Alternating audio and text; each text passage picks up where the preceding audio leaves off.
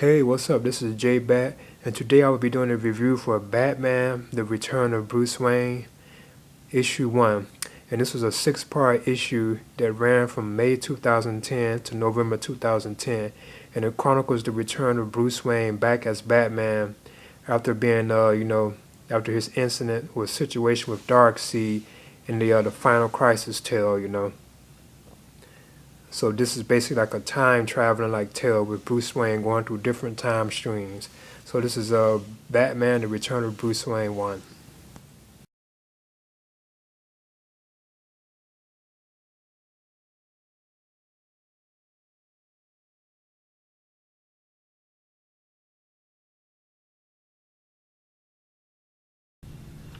Hey, what's up? This is J Bat, and today I'm doing a review for Batman: The Return of Bruce Wayne.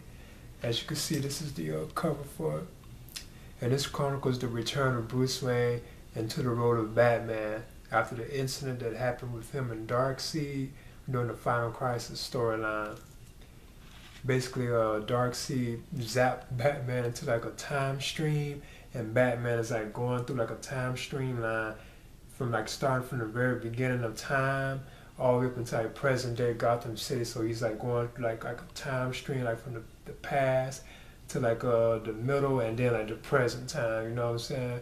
It's kind of interesting to a certain extent, and it's okay. And this was told over like 6 issues, and this is issue 1 of 6. So this is Batman: The Return of Bruce Wayne, issue 1 of 6. Now this story begins after Batman and Robin issue 12 ended. It's about Bruce Wayne's journey through a time stream, like I mentioned before, and he was sunk there by Darkseid, and this happened in Final Crisis. Now these issues ran from July 2008 to November 2000. Actually, no, those ran from July '08 to March 2009, and that was the Final Crisis tale. But the actual Batman: The Return of Bruce Wayne storyline, which is told over 6 issues, it ran from May 2010 to November 2010. Now, the first tale is called Witch Hunt. It's not called Witch Hunt, but it's called Shadow on Stone. Now, this one is about like a group of Neanderthals who found like a space shuttle that has supposedly crashed. So they go and check it out. They're like caveman Neanderthals, and they see that the shuttle was there. Like it's crashed or whatever. They don't know what it is, but they see like footprints that are actually shoe prints, and they follow these prints to like a cave, and like a bunch of bats start coming up the cave, and then out walks Bruce Wayne with like his shirt off, and he is shirtless, but he has like the gray gray pants on that Batman usually wears, and he has his utility belt in his hand. But he doesn't know who he is, and he doesn't know where he's at. And his speech is also slurred too. He's like, oh, where am I? Like, who am I? And stuff like that. Now, eventually, Bruce joins this group of Neanderthals. They try to help him out, to a certain extent, because they kind of think he's like, I think special or something like that, because he just came out of nowhere. They didn't know who he was. But later on in the story, like this group known as the Blood Mob, and they are Neanderthals too. They attack like the group that Bruce Wayne is with. So Bruce Wayne eventually, like, he escapes. You know what I'm saying? He escapes from the group or whatever. But he's also given like this bat, like this giant bat cow. You know what I'm saying? Which looked cool though. And it kind of like makes him look like a Batman, like a prehistoric Batman, basically, because he has like the bat head over his head, and like the you know what I'm saying, the bat wings are like his cape, and he's given his items by a dude that looks very strongly like Robin to a certain extent.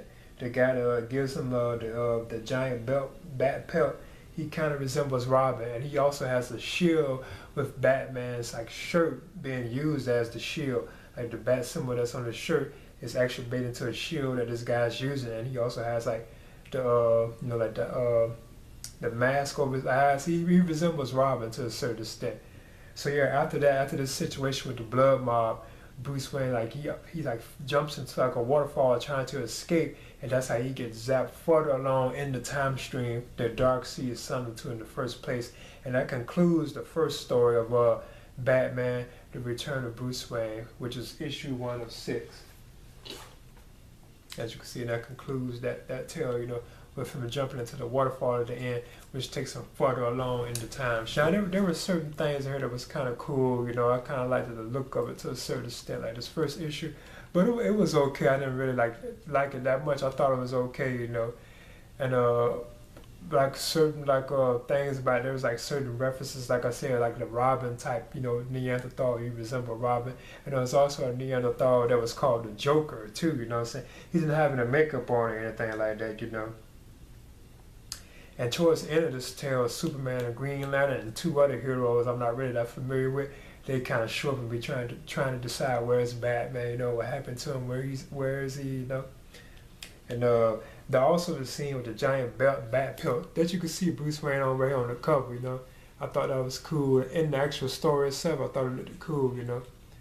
So this is J-Bat, and this is my review for Batman: The Return of Bruce Wayne, issue 1 of 6. And I thought this was okay. Alright. Hey, what's up? This is J-Bat, and today I will be doing a review for the comic tale Batman: The Return of Bruce Wayne. And this is a 6-part series that originally aired from May 2010 to November 2010. And it lasted 6 issues, and it detailed the events that happened to Bruce Wayne after he was after the incident with him and Darkseid during the final crisis. So yeah, this is like the book itself. It has like a cool, you know, I thought it was okay, like the image of Bruce Wayne with the bat pelt on. Now when he's inside the comic, I thought that was kind of fun, you know, when the scenes where he has that on inside the comic book, I thought that was kind of, you know, cool. But these are just some of the images from the comic issue itself, you know, because it begins with like a group of Neanderthals who finds like a space shuttle that has apparently crashed, and its occupant was Bruce Wayne, who emerges from a cave full of bats. And somehow Bruce Wayne has been like transported way back to the beginning of time, and this was done by Darkseid. And that's what the Return of the Bruce Wayne series is about, you know, about Bruce Wayne going through all these different time periods before he returns to Gotham City as Batman. I thought this started okay, you know. There's a picture of Bruce Wayne, you can see right there, with just his utility belt, plus he's shirtless, so all he has on is his pants, but his cape and cowl and his shirt are like missing, you know. I thought it was pretty cool, but the scenes with him with the bat pelt thing off, I thought that was kind of, you know, kind of cool looking, the way they did that. And they had like a kind of like a slight reference to Robin to a certain extent, you know, as you can see right there. And yeah, there he is with the bat pelt on, you know. I thought that looked cool. And he was even using his gadgets, like his utility belt, you know. Another cool image. Okay, so this is Batman: The Return of Bruce Wayne, and this was issue 1 of 6. And the artwork was done by the penciler was Chris Spruce, and the inks were done by Carl Story, and the colorist was Guy Major, and the letters were done by Jared K. Fletcher, and the covers were done by Andy Kubert and Chris Sprouse, but the writer for this tale was Grant Morrison. Okay, so this is Batman: The Return of Bruce Wayne, Part 1. In the end, I thought this first issue of Batman: The Return of Bruce Wayne, I thought it was okay. You know, it was kind of, you know, kind of odd, you know, but I thought it had some cool elements, you know, like such as Batman with Bruce Wayne with the Batman pelt on, with the bat pelt on of the giant bat, you know. I thought that was kind of cool looking, you know. I thought this was okay tale, you know. So yeah, this is my review for Batman: The Return of Bruce Wayne, issue 1